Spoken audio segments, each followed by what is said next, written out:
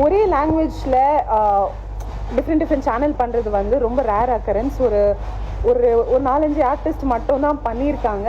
விஜய் டிவியில் டெலிகாஸ்ட் ஆன முத்தழகு சீரியலில் நடித்தது மூலமாக தமிழ் சின்னத்திரையில் அறிமுகமானது மட்டும் இல்லாமல் மக்கள் பலருடைய மனசுலையும் இடம் பிடிச்சவங்க தான் ஆக்டர் சோபனா.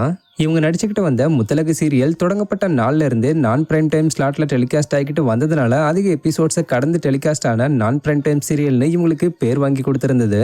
கிட்டத்தட்ட 887 எபிசோட்ஸ் டெலிகாஸ்ட் ஆகி போன வருஷம் அக்டோபர் மாசத்தோட நிறைவடைஞ்ச இந்த சீரியலுக்கு அப்புறம் ஆக்டர் சோபனா எங்க போனாங்கன்னே தெரியாத அளவுக்கு ஆயிட்டாங்க.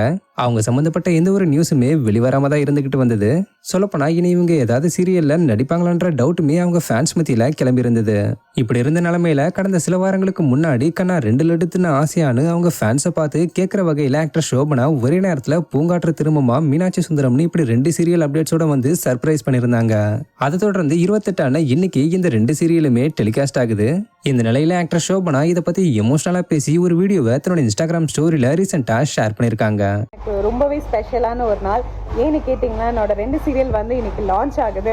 ஒன்று வந்து பூங்காற்று திரும்பமா விஜய் டிவியில் ஈவினிங் 6:30 மணிக்கு, இன்னொன்று வந்து மீனாட்சி சுந்தரம் கலைஞர் டிவியில் ஈவினிங் 7 மணிக்கு.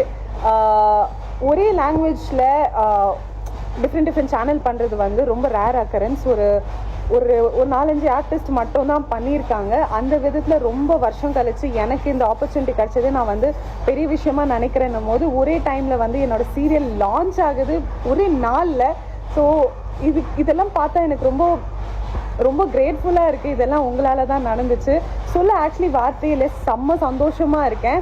இதே லவ் அண்ட் சப்போர்ட் நீங்கள் எனக்கு கொடுத்துட்டே இருங்க. நீங்கள் இல்லாமல் நான் கிடையாது. இதுக்கெல்லாம் டிசர்விங்கான்னு கேட்டால் எனக்கு தெரியல. பட் இதெல்லாம் தக்க வச்சுக்கணும்னு நான் ரொம்ப நினைக்கிறேன். So thank you. நீங்கள் இல்லாமல் நான் இல்லை. சப்போர்ட் பண்ணுங்கள். ஈவினிங் பாருங்கள் சீரியல். பாய்.